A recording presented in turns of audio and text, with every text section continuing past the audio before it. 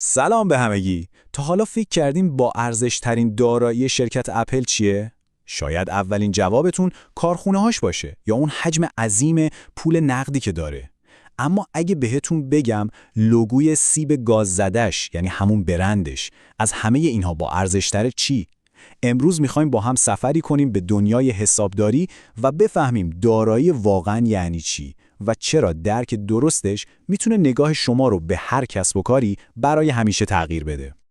خب بیایید با یه سوال ساده شروع کنیم. وقتی من میگم کلمه دارایی، اولین چیزی که توی ذهن شما جرقه میزنه چیه؟ یه لحظه بهش فکر کنین. به احتمال زیاد چیزایی مثل پول نقد، شاید ملک و املاک یا حتی ماشین به ذهنتون اومده، درسته؟ خب کاملا هم درسته. اینها دقیقاً همون نمونه‌های کلاسیک و واضح دارایی هستن. ولی داستان خیلی بزرگتر از این حرف است. این چیزایی که گفتیم در واقع فقط نوک یک کوه یخ خیلی بزرگه. اصل ماجرا و دارایی‌های واقعاً قدرتمند اغلب اون بخش پنهان زیر آبه که ارزش اصلی رو میسازه. خب، پس وقتشه که با هم یه شیرجه بزنیم و ببینیم حسابدارها دقیقاً به چی میگن دارایی. ببینید، تعریف کتابیش اینه.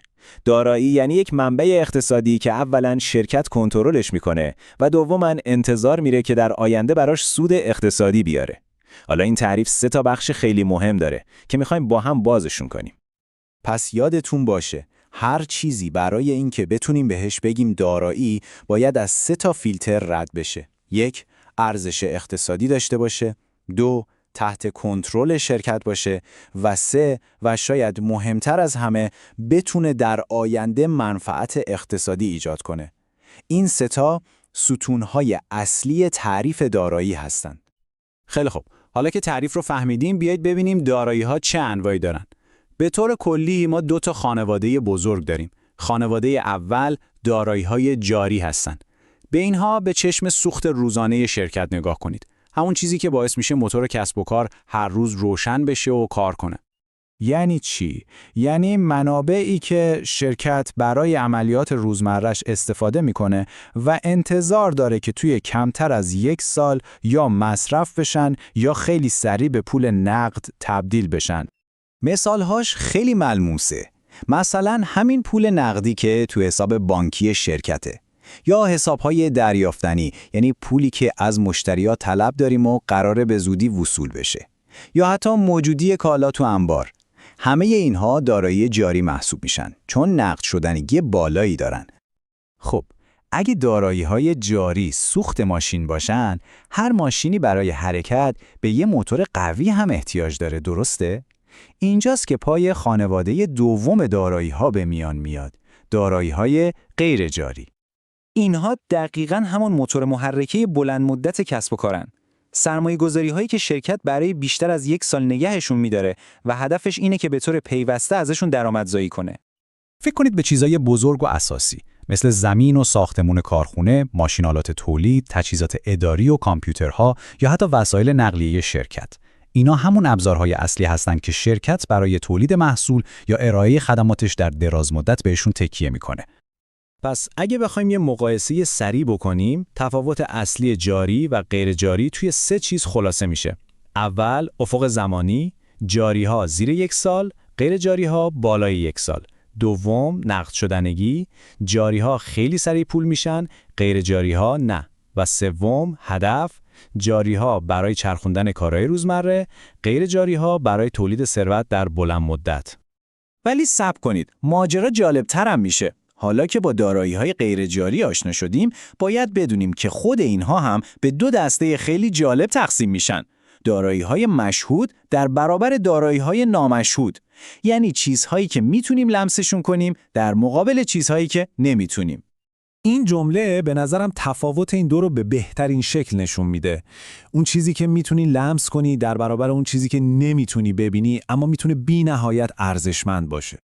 دارایی‌های مشهود همونطور که از اسمشون پیداست ستون فقرات فیزیکی شرکتن. یعنی هر چیزی که وجود خارجی داره و میشه بهش دست زد. از همون زمین و ساختمون و تجهیزات گرفته تا کامپیوترها و ماشینا.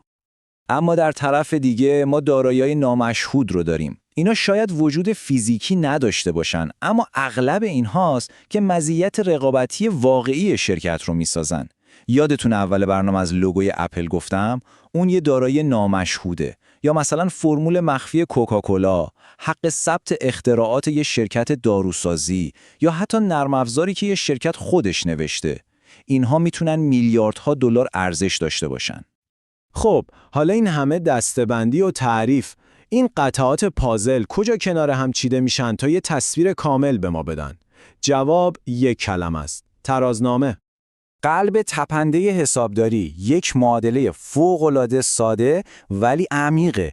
دارایی‌ها برابر است با بدهی‌ها به علاوه حقوق صاحبان سهام. یعنی چی؟ خیلی ساده است. یعنی تمام منابعی که یک شرکت در اختیار داره، دارایی‌ها، از دو جا تامین مالی شده.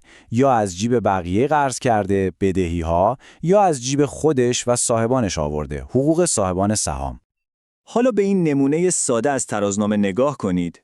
یک طرف تمام دارایی‌های شرکت رو می‌بینید که به تفکیک جاری و غیر جاری لیست شدن، از پول نقد و موجودی کالا گرفته تا ساختمون. حالا طرف دیگه چی؟ اون طرف داستان این رو میگه که پول خرید این دارایی‌ها از کجا اومده. یه بخشیش بدهی بوده مثل وام بانکی و بخش دیگه‌اش سرمایه‌ای بوده که صاحبان شرکت گذاشتن. و نکته جالب و در واقع جادوی ترازنامه اینجاست. به جمع نهایی دو طرف نگاه کنید. 100,000 دقیقاً با هم برابرن. به همین خاطره که بهش میگن ترازنامه. همیشه باید تراز باشه. این همون معادله حسابداریه که در عمل میبینیمش. پس بیایید یه جمع‌بندی سریع بکنیم. اول اینکه فهمیدیم دارایی‌ها منابع اقتصادی هستند که قراره در آینده سود بیارن. دوم، یاد گرفتیم که به دو دسته اصلی جاری و غیر جاری تقسیم میشن. سوم، دیدیم که دارایی‌های غیر جاری خودشون میتونن مشهود یا نامشهود باشن. و در نهایت فهمیدیم که ترازنامه به ما نشون میده این دارایی‌ها چطوری تأمین مالی شدن. حالا شما یه دید خیلی کاملتر و عمیق‌تر برای تحلیل هر کسب و کاری دارید. و میخوام با این سوال بحث رو تموم کنم تا کمی بهش فکر کنید. توی دنیای امروز، دنیایی که غول‌های تکنولوژی حرف اول رو میزنن، به نظر شما کدوم دسته از دارایی‌ها واقعاً آینده شرکت رو رقم میزنه؟ اون ساختمان‌ها و کارخونه‌های بزرگ و مشهود، یا اون ایده‌ها، برندها و کدهای نامشهود؟